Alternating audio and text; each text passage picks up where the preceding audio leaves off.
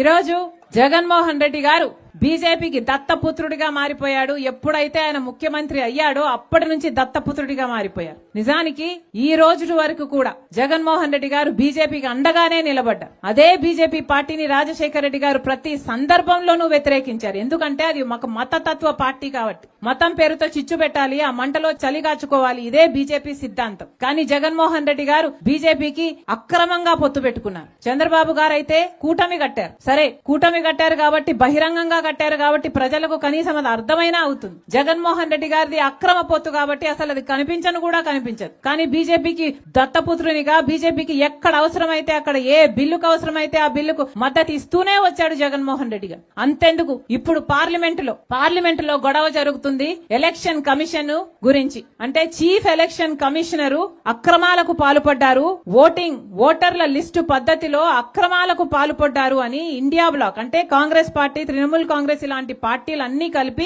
ఈయన మీద no trust అన్నట్టుగా ఈయనని తొలగించాలి అని పార్లమెంటులో నోటీసులు కూడా ఇచ్చారు. కానీ దీనికి ఎంత మటుకు జగన్మోహన్ రెడ్డి గారు మద్దతు ఇస్తారో చూడాలి. ఇప్పటి వరకు జగన్మోహన్ రెడ్డి గారు బీదేడుపులు ఏడ్చారు. ఎలక్షన్లలో మేము ఓడిపోవడం అన్యాయం అన్నారు, ఈవీఎంలలో మోసం జరిగింది అన్నారు, అక్క చెల్లెమ్మలు నాకెందుకు ఓటేయలేదో అర్థం కావటం లేదన్నారు, పెన్షన్లు తీసుకుంటున్న వారు నాకెందుకు ఓటు పడలేదో అర్థం కావడం లేదన్నారు. మరి నిజంగానే జగన్మోహన్ రెడ్డి గారు ఈవీఎంలో అవకతవకలు జరిగాయి అని నమ్మితే మరి ఈ ఎలక్షన్ కమిషనర్ ఎవరైతే ఉన్నారో ఆయనను తొలగించడానికి ఇచ్చిన నోటీసులలో జగన్మోహన్ రెడ్డి గారు మద్దతు ఇవ్వాలి. కానీ జగన్మోహన్ రెడ్డి గారు మోడీకి దత్తపుత్రుడు కాబట్టి మద్దతు ఇవ్వరు. జగన్మోహన్ రెడ్డి గారికి ఈ విషయం మీద నిరూపించుకోవాల్సిన అవసరం ఉంది. నిజంగానే అవకతవకలు జరిగాయి అని మీరు నమ్మితే ఇప్పటికే బీజేపీ ప్రతి వ్యవస్థను తమ గుప్పెట్లో పెట్టుకుంది. సిబిఐ అయినా సరే, ఆర్బీఐ అయినా సరే, స్టాక్ ఎక్స్చేంజ్ అయినా సరే, ఈడీ అయినా సరే, ఇన్కమ్ ట్యాక్స్ అయినా సరే, ఆఖరికి ఎలక్షన్ కమిషన్ అయినా సరే అన్నిటినీ తమ గుప్పెట్లో పెట్టుకుంది. కానీ ఒక్క నాయకుడు మాట్లాడటం లేదు. కారణం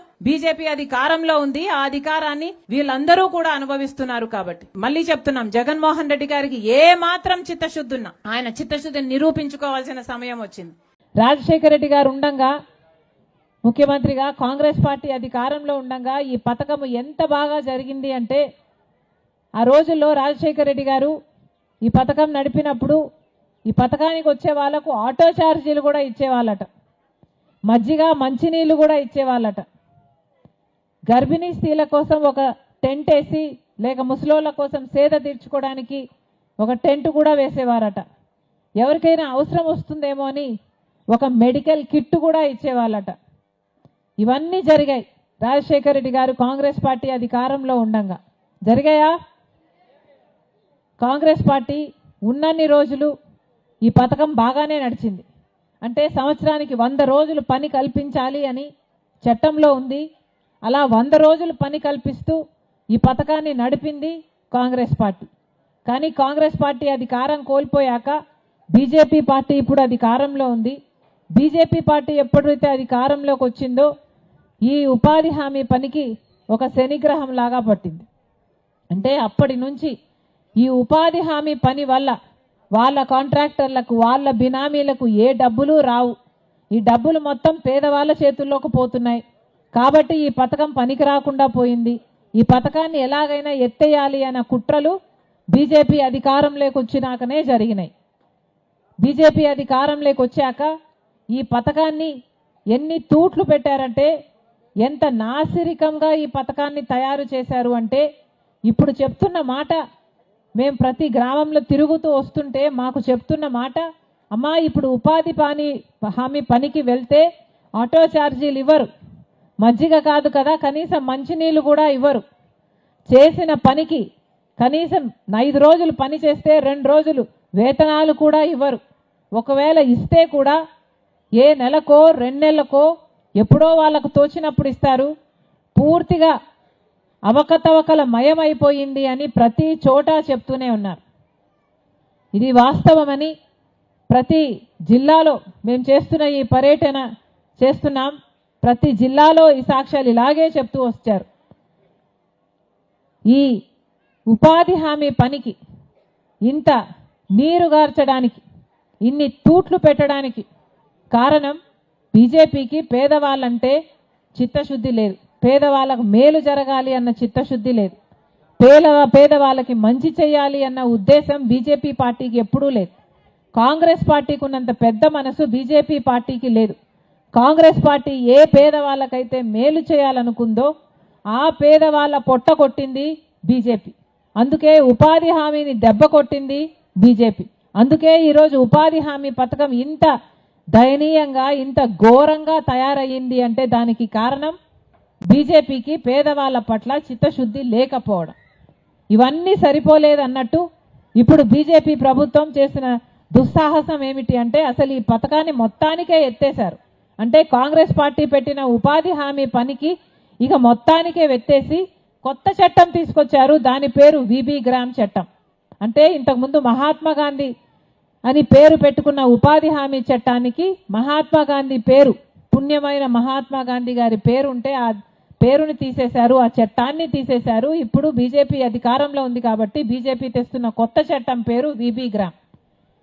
కానీ కాంగ్రెస్ పార్టీ తెచ్చిన చట్టానికి ఈ బీజేపీ పార్టీ తెచ్చిన ఈ చట్టానికి ఆకాశానికి భూమికి ఉన్నంత తేడా ఉంది.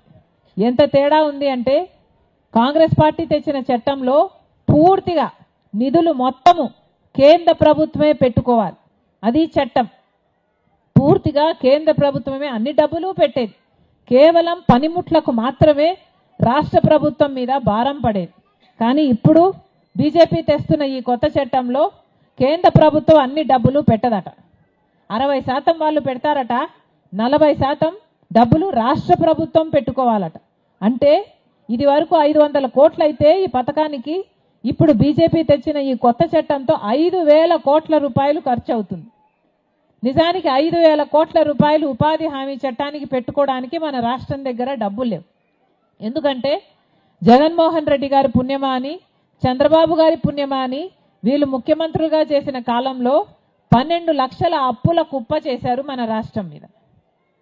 ప్రస్తుతానికి కనీసం ప్రభుత్వ ఉద్యోగస్తులు కూడా జీతాలు ఇచ్చుకోవడానికి కూడా మన ప్రభుత్వం దగ్గర మన ఖజానాలో డబ్బు లేవు. అప్పులు తెస్తున్నారు, వడ్డీలు కడుతున్నారు.